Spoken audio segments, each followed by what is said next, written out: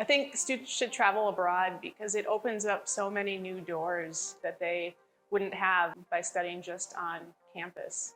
It gives them new cultural perspective. It gives them talking points for when they go off and graduate from here and apply for future positions or further schooling. I think it puts them, for the students that haven't had that abroad experience, gives them that upper edge and just gives them a new perspective and new worldview.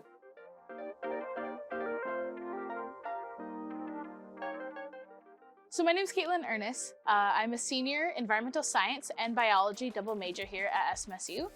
And I'm involved quite a bit across campus. I work in the admissions office for work study. I'm the president of the Environmental Awareness Club and a council member for the Biology Club. And I'm also involved in Enactus. My name is Dr. Alyssa Anderson. I'm an associate professor of biology at Southwest Minnesota State University, and I teach ecology courses and zoology courses. My name is Morgan Hughes, and I'm a senior here at SMSU, and I am majoring in biology, minoring in chemistry, and I'm on the track and field team as a thrower. This semester, I'm teaching a marine and island ecology course, and we are teaching the lab component of that course at a field station at a small island called San Salvador in the Bahamas. When thinking about going to the Bahamas, I'm most excited about just getting out of Minnesota, being able to experience a whole different ecosystem, seeing all the organisms and the geology and just like a whole different environment. It's so different from here, and I've never been to anything like that, so I'm really excited for that.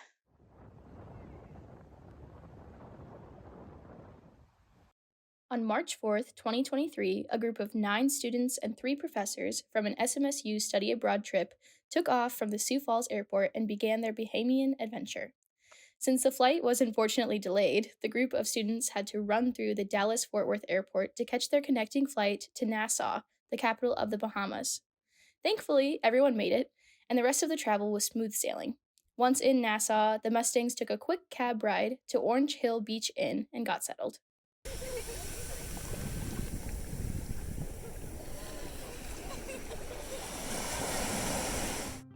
Day 2 of the Bahamian adventure began with a quick flight to San Salvador.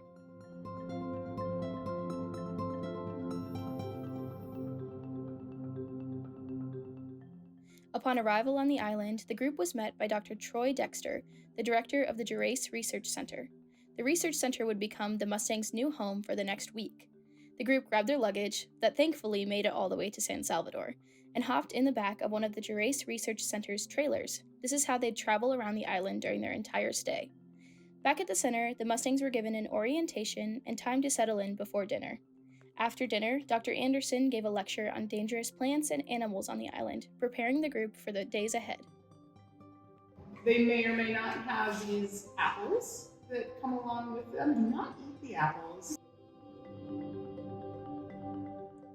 The third day of the Bahamas trip was brutal for many of the students.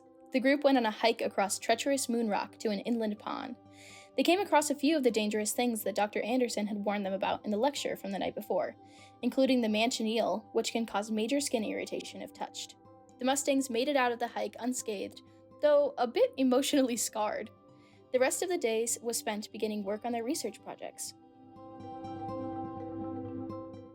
On day 4, the group made their way to Rocky Point and snorkeled around the beautiful Lindsay Reef. Caitlin and her research partner Mackenzie also began their research on beach macroplastics. The Mustangs went on a boat ride in Graham's Harbor in the afternoon and got to snorkel right off the boat. The choppy waves made a few of the Mustangs sick, so the boat headed back to the shore a little early. Luckily, the students used this extra time to get working on their research projects.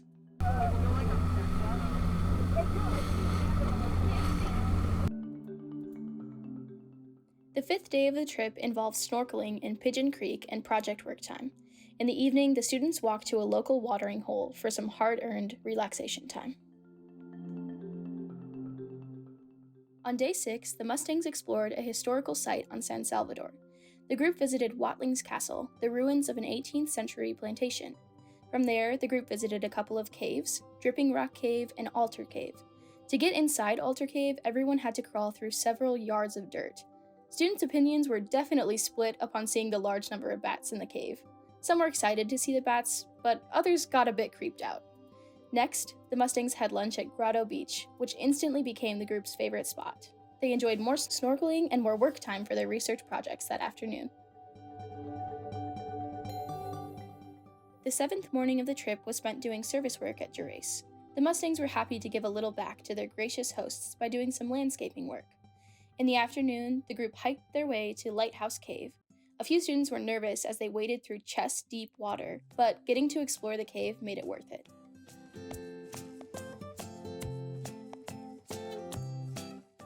On their second to last day at Gerace, the Mustangs woke up extremely early to hike up to North Point before the sunrise. The group got to watch and enjoy the sun rising over the ocean in a moment of peace before their action-packed day. The Mustangs spent the rest of the morning at East Beach cleaning up litter. They dumped the garbage at the island's landfill before spending the afternoon working on their research projects. The Mustangs were sad about leaving Gerace, but that didn't stop them from having a fun-filled last day on San Salvador. Because it was such a beautiful spot, the Mustangs returned to Grotto Beach for their last field lunch. In the afternoon, the Mustangs went to French Bay for more snorkeling, as well as a couple of other beaches.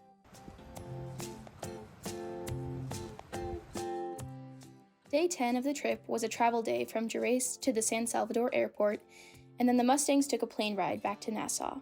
The group returned to Orange Hill Beach Inn, settled, and then walked to a local restaurant for an evening of fun and relaxation. The Mustangs spent their last full day in the Bahamas as tourists. They explored Nassau, bought souvenirs, and ate delicious food.